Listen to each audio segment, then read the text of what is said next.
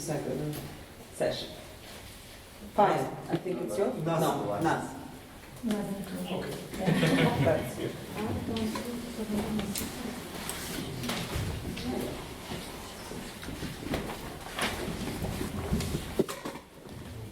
Hello, good evening. My name is Nasan Tur, and yeah, I'm not prepared to speak for so many people actually. And I have to say also, maybe it's just the best way to talk about these things from a personal view. I'm a visual artist. I explain it a little bit, maybe like also how I work is maybe the reason. Maybe also because of my background. I came. Well, my parents came here in the '60s from Turkey as, let's say, because of economic reasons, and we grow up here as kind of guest worker child, and I'm emphasizing this because maybe it has to do something with also the way we or people now are politically engaged in the way they are. So I grew up very apolitical. It was a kind of a situation that it was kind of, we were like the lowest class, let's say. We were only guests, and even in our home countries, we're like the poorest, from coming from a village without any education. We're farmers, even no reading and no. I mean, like really not educated. So somehow we grow up like that, or I grow up like that, with that idea of actually you don't have a voice and you shouldn't have also something. Anyway, you're going away again and somewhere back, and even there you should shut up and take your head down. In a way, it was not like that I opposed against that. Somehow also during my teenage time, I was really apolitical in a way, and I also doubt this way of kind of political activism on the streets of friends of mine, and I thought actually which kind of impact it will have into the world as small as you are. So I began to do art, and in doing art I was really impressed by the way how it could also, art could be kind of a social, like build up also as kind of a social body, or change it, or maybe not really change the way the people are thinking, but maybe the place how they approach the things, and think maybe twice, and rethink things. And I think we are at the moment also in a moment where we have to rethink ourselves also in doing art or doing other stuff, also like rethinking, readjusting the way you've done it maybe before, because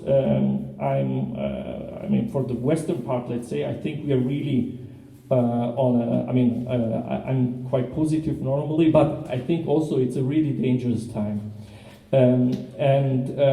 So I was kind of always like approaching to art like from a more sociologic or anthropologic way in my works, very conceptual. It's still like that actually. It's a way of a language I'm interested in. Also working with beauty, but of course beauty is not beauty. And if we talk about fun and things like nice things, actually maybe you have to dig yourself through really bad stuff before you can make fun of it or to create a beautiful picture out of it. So a couple of years ago I was really like kind of numbed. I was not able to work anymore. It was kind of a depression which came over me. I was like thinking like actually what you are doing and what kind of role do you have in that society? And that was always a question actually in my artwork, but somehow you felt also in this kind of situation that nothing makes any sense in a way. And I think this was a time where I tried to get out of myself. I was like somehow able to do it also through my art actually, I have to say. But it was also the point where I realized that we can do something, and maybe me personally, maybe not going to the streets as my fellows before, but maybe using actually the possibilities, the skills, what I have and I earned over the years, and to make a difference and to find other people to do something with me together.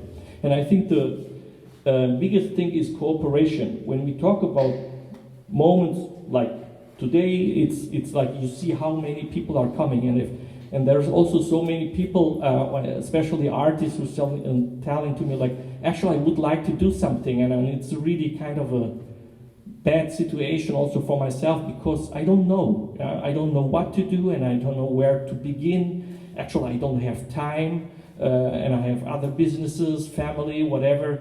And if we talk about infrastructures, what she said before, it's also very interesting, because actually it's about cooperation.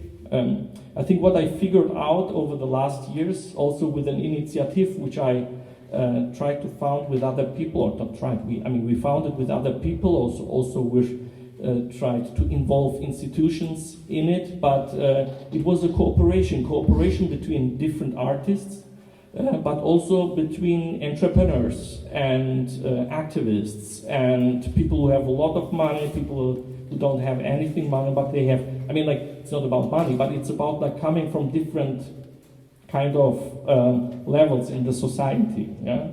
And so I think it's important to not only to meet, and also I don't think actually that I can make a solution with the artwork I'm exhibiting. Yeah? But we should go beyond of this art. I think so, at least for me, of this art production, or of this kind of images you're creating, and the new language which you try to give the world. It's an egocentric way. Art is very egocentric, and I think it's important that it's also egocentric, and it's very it's all about me at first, like how you seeing the world and reacting to it. But in terms of today, I think to make to oppose actually this kind of yellings which are coming to us, it's not, maybe not from my perspective, it's not yelling back, it's not shouting louder than the others, it's being smarter than the others, it's being more subversive than the others, and it's being really something which has to do with connections and to be part of a bigger movement. So we've done the initiative Flags, actually Flags for Foreign Local Artistic Exchange. We had the aim actually to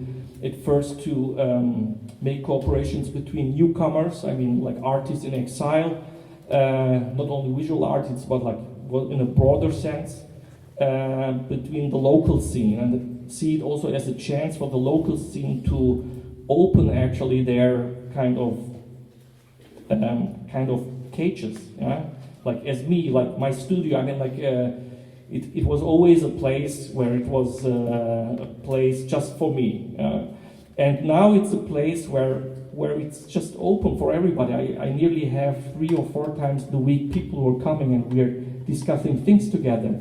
And this is something I think we have to change, that the museums shouldn't be the museums from the past, that our offices shouldn't be the offices from the past, that our communication shouldn't be like in the past. It should be more kind of open, and also with all their failings and all with their weaknesses which it has, because it's something which we have to learn actually to build up a kind of a stronger voice. And I think this come together today. It was something also what I was seeking for somehow. It was not so obvious actually, as I told you that before, but I'm sick actually to be marginalized.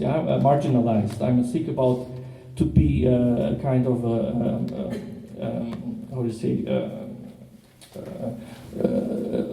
somebody of the rest. Somehow somebody of the few people who think maybe differently, who who believe in actually in love and in humanity and togetherness. Actually, it sounds maybe cheapness, but these are the things I'm really, I'm really like into it.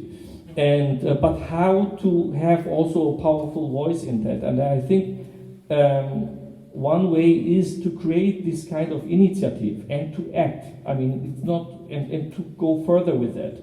And all this initiative, what I'm seeing now, I mean, and there are like hundreds. I mean, in the last years, maybe like a pop up from in Germany, which already like changed the way artists are working, but also teachers are working, or factory workers are seeing their roles inside of the society.